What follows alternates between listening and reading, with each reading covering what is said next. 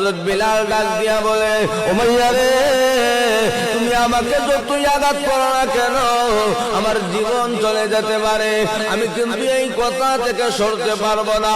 আমি স্বীকার করে নিয়েছি আল্লাহ হলেন একজন, মুহাম্মদ হলেন আল্লাহর পক্ষ থেকে প্রেরিত রাসূল। এই কথা থেকে আমি বিলাল একটু সরে যেতে পারবো না। ভাইয়েরা আমার, এইভাবে যখন হযরত বিলাল ঘোষণা দেওয়া আরম্ভ করে দিয়েছে, আবু জাহেল উমাইয়াকে ডাক দিয়া বলে, উমাইয়া রে, বিলালকে এইভাবে শায়েস্তা করা যাবে না। উমাইয়া, বিলালকে গাছ থেকে খুইলা মরুভূমির মধ্যে নিয়ে আসো। এমনিতেই বিলাল রাদিয়াল্লাহু তাআলা আনহুকে মরুভূমির মধ্যে নিয়ে যাওয়া হয়, শরীর থেকে কাপড় খোলা হয়, হযরত বিলালকে একেবারে উলঙ্গ করে দেওয়া হয়েছে। প্রত্যেকটা অঙ্গের মধ্যে হযরত বিলালের আঘাতের চিহ্ন বিরাজমান আছে। হযরত বিলালের প্রত্যেকটা অঙ্গ থেকে রক্তক্ষরণ হইতেছে। এমত অবস্থায় হযরত বিলালকে মরুভূমির মধ্যে উত্তপ্ত মরুভূমির বালের উপরে শোয়া দেওয়া হয়েছে। ভাইয়েরা আমার, হযরত বিলাল চোখের পানি ফালাইয়া কান্না করে, জবান দিয়া আল্লাহর জিকির করে, আহাদ আল্লাহ একজন, আহাদ আল্লাহ একজন। হযরত বিলাল তার জবান থেকে আল্লাহর জিকির বন্ধ করে না। ভাইয়েরা আমার, এইভাবে হযরত বিলাল জিকির করতেছে। হযরত বিলালকে মরুভূমির উপরে শোয়াইয়া দেওয়া হয়েছে। কিতাবের মধ্যে আছে, আবু জাহেল ডাক দিয়া বলে, উমাইয়া, যাও বিশাল আকারের একটা পাথরের ব্যবস্থা করো। বড় আকারের একটা পাথরের ব্যবস্থা করা হয়েছে।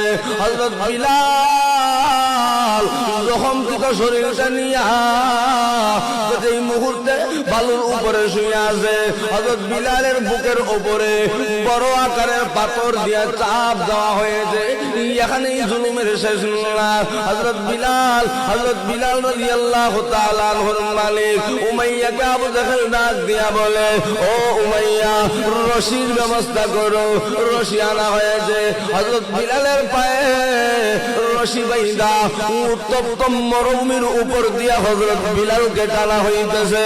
হযরত বিলাল ডাক দিয়া বলে, হে আবু জাহেল শোনো, হে উমাইয়া শোনো, আমাকে নির্যাতন করতে পারো, আমার উপরে অত্যাচার করতে পারো, আমার জীবন নিয়ে নিতে পারো, কিন্তু আমার জবান থেকে আল্লাহর জিকির বন্ধ করা যাবে না। হযরত বিলাল ঘোষণা দিয়ে দিছে, হে আবু জাহেল, ও উমাইয়া, নির্যাতন করতে পারো, তোমাদের নির্যাতনের শেষ সীমানা তো আমার জীবনটাকে তোমরা নিতে পারো, এর উপরে তো আর কিছু করতে পারবা না। উমাইয়ারে শোনো, ও বিলাল সাহেব, ও আবু জাহেল শোনো, আমার জীবন নিয়ে নিতে পারো, আমার জীবন দিতে রাজি, ঈমান দিতে রাজি না। জুড়ে করলে সুবহানাল্লাহ। এজন্যই আল্লাহ বলেন, সুম্মাস্তাকামু। বান্দা, হযরত বিলাল যেইভাবে তার কথার উপরে অটল আর অবিচল ছিল, তুমিও তোমার কথার উপরে অটল আর অবিচল থাকো, সুসংবাদ পরকালে তোমার জন্য জান্নাত। চিল্লায়ে কোন সুবহানাল্লাহ।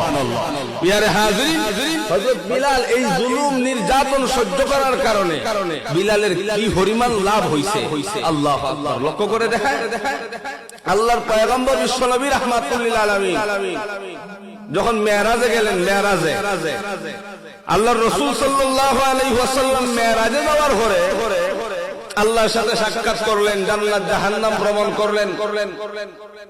সমস্ত সৃষ্টি জগৎ ভ্রমণ করার পরে আল্লাহর রাসূল যখন জান্নাতে ভ্রমণের জন্য প্রবেশ করলেন, আল্লাহর রাসূল হঠাৎ করে লক্ষ্য করে দেখেন জান্নাতের ভিতরে রাসূলের আগে আগে কে যেন জান্নাতের ভিতরে হাঁটা আরম্ভ করে দিয়েছে।